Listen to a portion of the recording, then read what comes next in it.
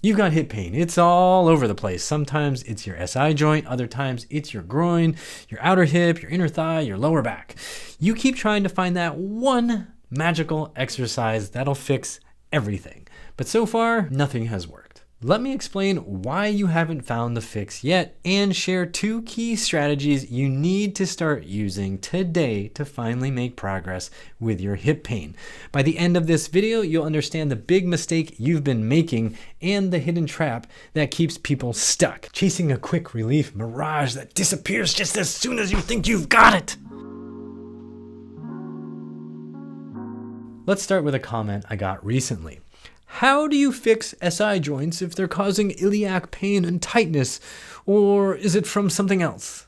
Excellent question, and it highlights a huge mistake that you're probably making that's keeping you stuck in hip pain. The big mistake. You're assuming there's a simple one-directional relationship between one muscle and your hip pain. But your hip joint is actually surrounded by 23 different muscles. That's not counting your spine, abs, or the rest of your body that also affect how your pelvis moves and feels. It's like working in an office with 23 coworkers. One guy has 3 major tasks. He does one well, but totally screws up the other 2. And those mistakes affect 3 more coworkers each, who then mess up other stuff, and now the whole department's on fire. Steve in HR is crying, and no one's met a deadline in weeks. Gotta breathe. Gotta breathe. Some teammates wall themselves off and only do 2 simple jobs to avoid all that chaos, and others are picking up slack and burning out. Morale is plummeting. Somebody tries to plan a team building retreat, but that somebody ends up in therapy and never returns to work. That's your hip. That's what's happening inside your body. So when something hurts, it's rarely just your hip flexors or just your glutes. It's the system. And to fix your hip pain, especially if it's bouncing around in multiple areas, you've got to stop looking for a single villain and start improving the whole team. Start by addressing the area that hurts, the muscles that actually hurt, and also the muscles that do the opposite of that muscle. If you have inner thigh pain, stretch the groin gently for 1 to 2 minutes. Add some light contractions to get those muscles working in those lengthened positions. Then activate the outer hip, the glute med, the glute max, with things like clamshells, fire hydrants, or band work. Hip flexor or quad pain? Try a hip flexor stretch. That might hit the right spot. You can also try a quad stretch. That might hit the right spot. Add contractions into your hip flexor stretch, building strength in your lengthened hip flexor. Add contractions to your quad stretch and build strength in your lengthened quads. Finally, fire up your glutes to restore balance. This might mean hip extension. This might also mean some abduction.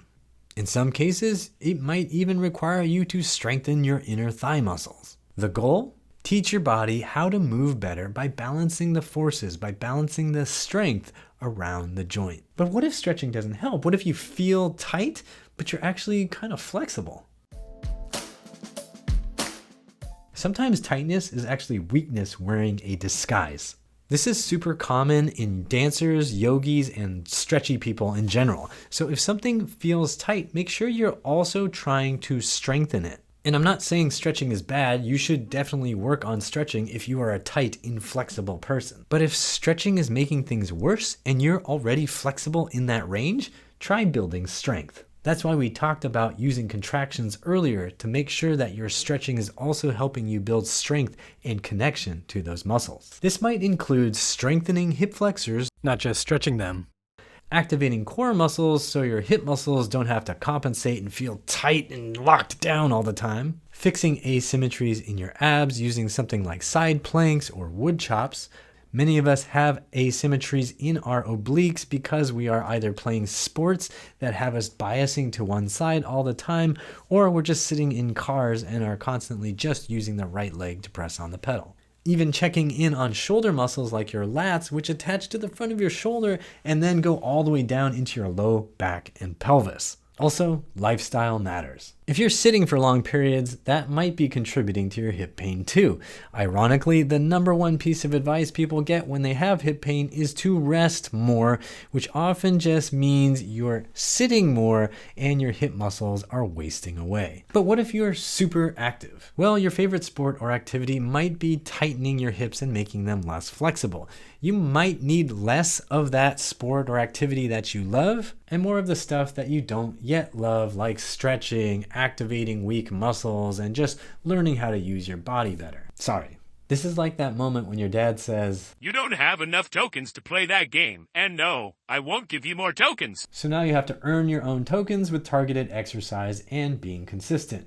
Welcome to adulthood. And here's a bonus strategy. Stay consistent and keep challenging yourself. Here's the truth. Fixing your hip pain might take months, it might even take years. So build your life around it.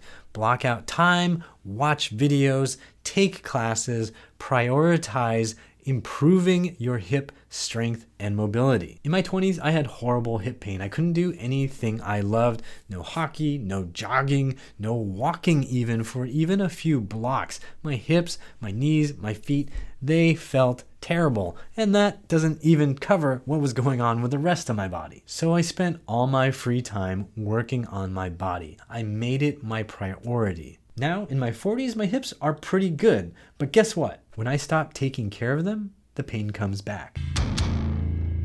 If I were a good boy, I'd be doing my exercises consistently, 100% of the time. But I'm not always a good boy. I'm a bad boy. You don't need to be perfect. 80 to 90% consistency, that's pretty great. And yes, some weeks might be 0%. And that's okay too, but when you want real progress in the long term, aim high and try to be as consistent as you can be. Let's say you start doing some stretches and exercises for your hip pain and boom! In 2 weeks, your hip pain basically vanishes. You found the golden ticket, Charlie! You found it! Congratulations! But don't fall into the trap of thinking that it's all over, because if your muscles get lazy again, the pain will come back. And it might be harder to fix that next time because you're gonna start panicking. Is it arthritis? Do I need surgery? Am I falling apart? Nope. You just stopped doing the stuff that was helping your hips.